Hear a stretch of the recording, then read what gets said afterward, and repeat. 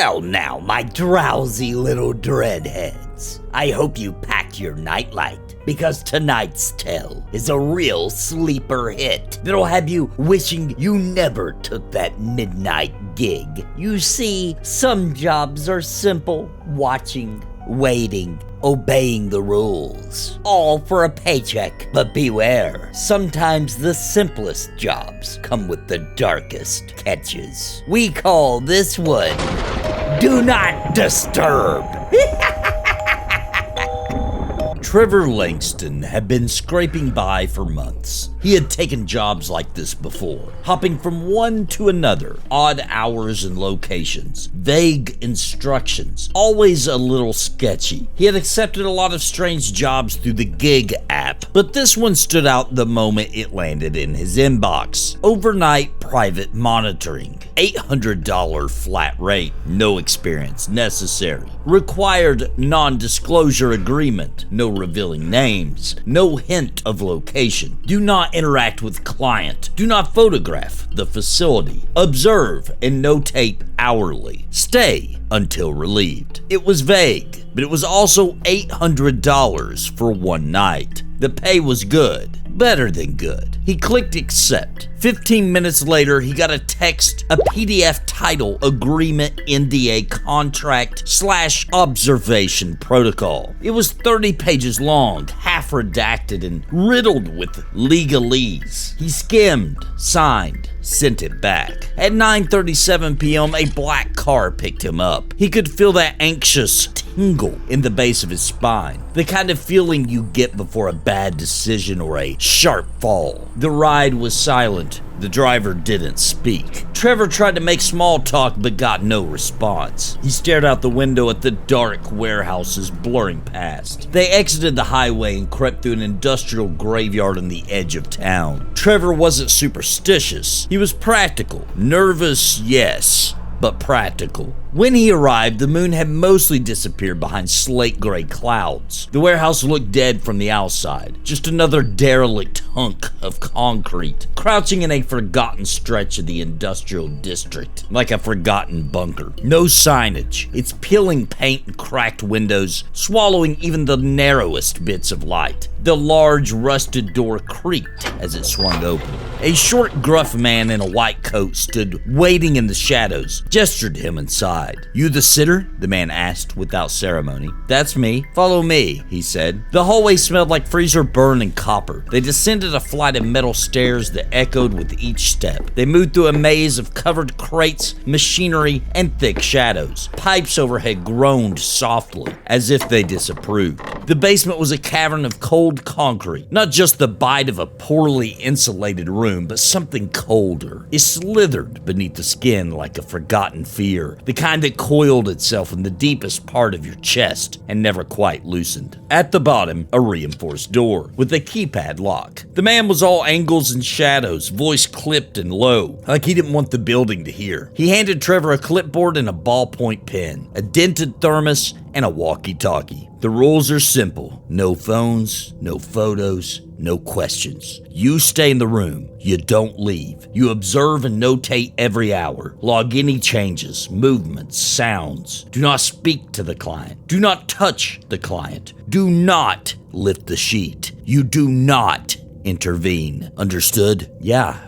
Got it, Trevor said, though his throat felt dry. Most important of all, the man continued, stepping closer now, his voice a sharp whisper. If the light overhead flickers 3 times, you close your eyes. Immediately, count to 10. Do not open them, no matter what you hear. Trevor blinked. That part of the NDA too? This is not a drill, the man said. Trevor swallowed his unease and nodded. Your shift ends at 6 a.m. The man turned and opened the metal door behind him. The hinges let out a slow, metallic groan. A single fluorescent bulb inside, a sickly, pale, surgical glow, casting broken light onto the peeling walls and damp concrete. It buzzed softly. a high electric whine that made his teeth itch. Trevor took a breath, then he stepped through. The room was small, bare walls, dim and windowless, maybe 20 feet across. The air in the room was different, stale, like the inside of a long, closed crypt. It was colder too, but not the natural kind of cold. This felt intentional, engineered. He stood still for a moment, adjusting to the light. In the far corner of the room, beneath the bulb, lay an old hospital gurney, wheels locked tight.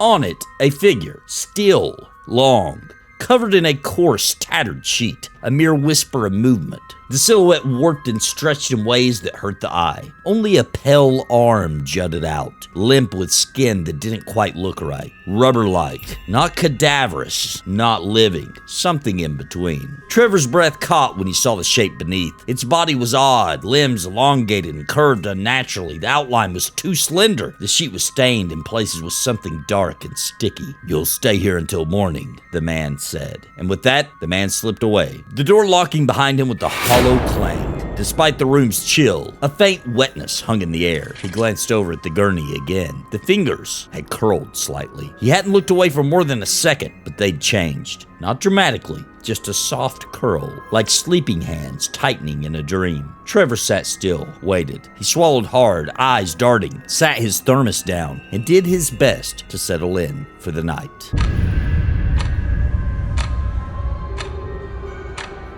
Trevor sat stiffly on the metal folding chair near the gurney. His eyes burned from the dry, cold air. He pulled his jacket tighter, clutching the clipboard in one hand, pen in the other. The walkie-talkie hung from his belt, crackling softly with static. He began writing his first entry. Client stable. Breathing audible. No disturbances.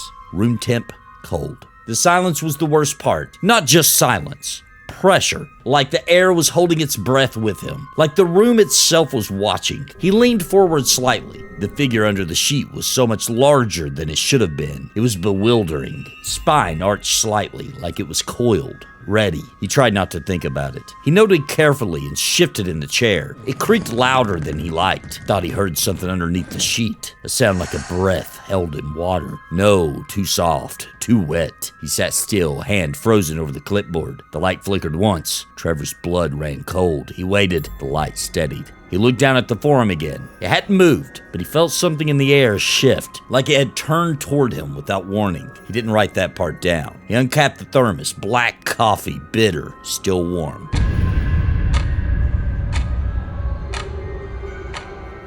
Client murmured in sleep, language unidentifiable, no other changes. It had started softly, like someone whispering from under a floorboard, a low rasp of words Trevor couldn't understand. Soft, garbled syllables in a language his mind refused to parse. He got up and walked a slow lap around the perimeter of the room, just to keep moving. The shadows shifted with him. When he passed behind the gurney, he saw the exposed shoulder. The flesh was translucent in the light, stretched over spindly bones like wax paper. There was no hair, no freckles, just skin. The gurney creaked faintly, no movement. Maybe settling metal, he tried to tell himself. The creature lay still, but it breathed, or something like breathing. A slow, shallow rise and fall of its uneven back. He hurried back to his chair.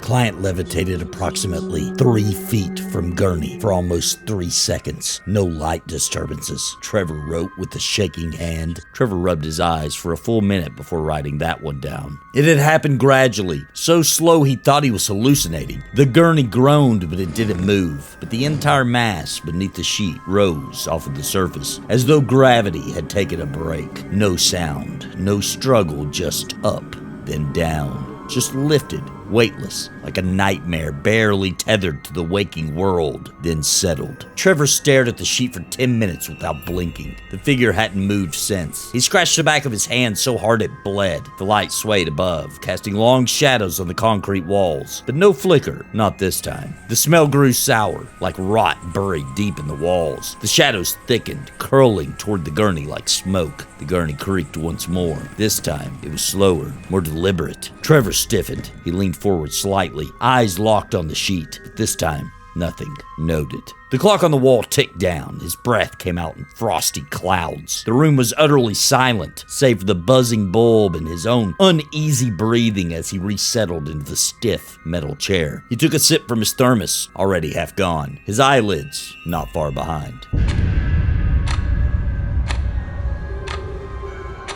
Movement and audible distress, continuous, childlike. It wasn't sobbing, it was weeping, ragged and broken, with no breath to it, like something mimicking the sound of sadness without actually understanding what it meant. He didn't know what disturbed him more, the sound itself or the fact that it seemed to be coming from inside his head. No echo, no acoustics, just there. It sounded like a child crying under a pillow. No sniffling, no breath, just the sound of sorrow unspooling in a loop. It made his ears ring. It stopped when Trevor tried to stand, but his chair groaned behind him. Panic swelled, crushing his chest. He clutched the clipboard like a shield and stared up at the bulb. Shadows seemed to shift and pull, reaching for the edges of the dim light. Nothing. Trevor sighed in relief. Ever so often, more faint noises escaped the figure. Low, guttural sounds like dry leaves skittering across cracked earth. He sat back down. His nerves were fraying, heart pounding, his palms were sweaty. He stared at the cracked wall, counting the lines in the concrete, willing his heart to slow and the hours to pass. Every time he blinked too long, he imagined the figure on the gurney had shifted again. Nothing overt, just the shape under the sheet turning ever so slightly. He rubbed his face, fighting the pull of exhaustion. Thermos was empty.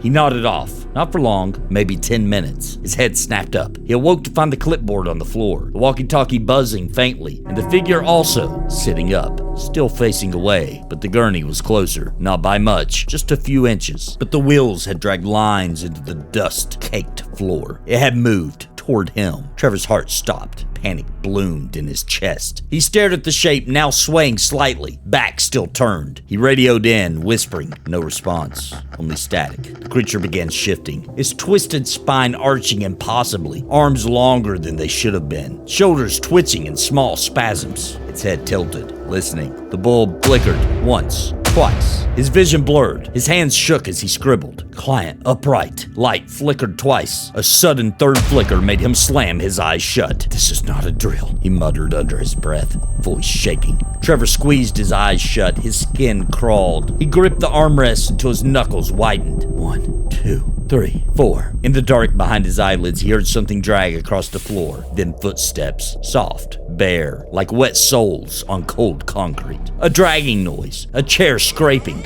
not his chair. He clenched his eyes tighter, his ears filled with the clicking sound like fingernails on plastic. Then something breathed against his cheek, then a whisper in his left ear. You see too much. 9, 10. He counted every second with clenched teeth. He opened his eyes. The light had returned. The gurney was where it had been. The figure was lying down again, still as death.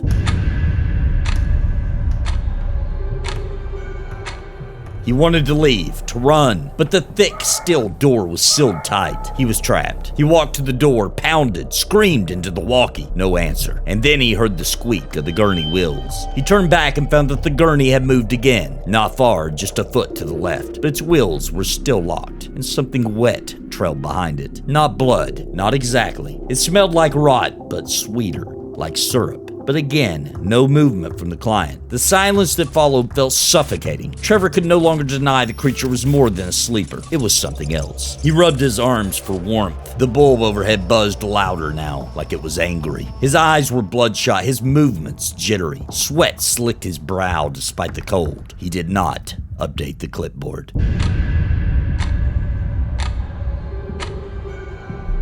The client's feet hovered again briefly, just above the gurney's surface. Its hand twitched, client more audible than before. The light buzzed overhead, the bulb swung slightly. Trevor watched the figure now trembling under the sheet. The weeping had returned, louder this time, desperate. It escalated to a keening wail, a sound that dug claws into his mind. He stood to leave again, heart racing. He made it to the door before something shifted behind him. A voice, not whispered this time, but clear, in a child's voice, too too close. Trevor? He didn't turn around, didn't dare, but the light flickered again. Once, twice, 3 times. He closed his eyes, but the voice kept calling him. Trevor? He heard the gurney scrape, noises from every corner, faint wet sounds dripping from beneath the sheet. The figure shifted more violently, a ripple like oil in water. Its murmurs grew frantic, rising into strangled, broken cries. He kept his eyes shut, breathing shallow. Then, nothing. No movement. 8, 9, 10. When he opened his eyes, the gurney was overturned, his heart pounding. The walls closing in. He attempted the doorknob, but it was no use. The door wouldn't budge. He jiggled it harder. Nothing. He grabbed the walkie, pressed the button frantically. "Hey, I'm done. I'm not. Get me out of here." Static. Then a voice. "You accepted the job." It wasn't the same as before. Too calm. Too cold. "Shift ends at 6. You stay." Trevor froze.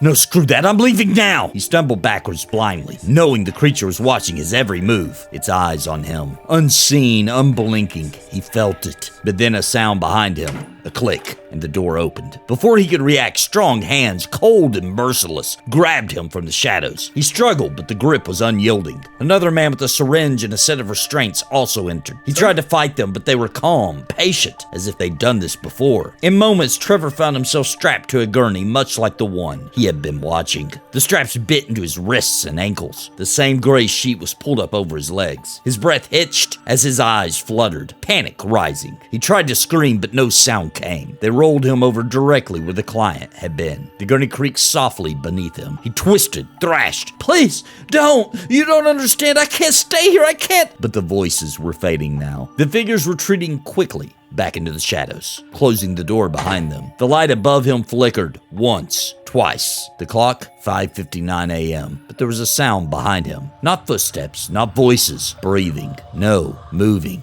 Something soft dragged across the floor. A hiss of fabric, a faint clicking sound like wet toes or fingernails on concrete. The third flicker. Trevor closed his eyes tight, as if childhood's defenses could protect him now. This wasn't happening. He'd wake up. It was a dream, a breakdown. The air changed. You could feel it getting closer, cold, pressing against his neck. Then an icy whisper, low, impossible, right against his skin. Look, He squeezed his eyes shut tighter. The voice purred. you woke me. "No," Trevor whispered. "I didn't mean to." You looked. Now it's your turn. The sheet next to him lifted. Air rushed out as something slid in beside him, back into the gurney. He could feel it curling up behind him. A finger touched his eyelid, gentle, wet.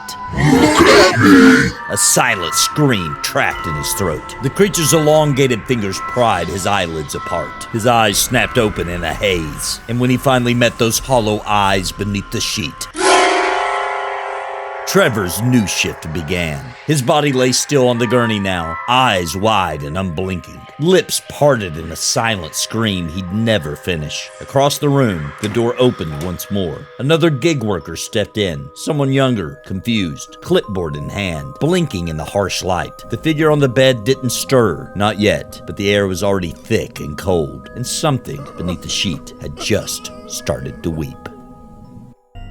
Well, boil my bones and call it overtime. I hope you kept your eyes closed a little tighter than Trevor did tonight. Looks like he just punched in for his last shift, and now he's lying down on the job permanently. Remember, the dark has a way of collecting its own. Sleep tight, Fright fans. Until next time.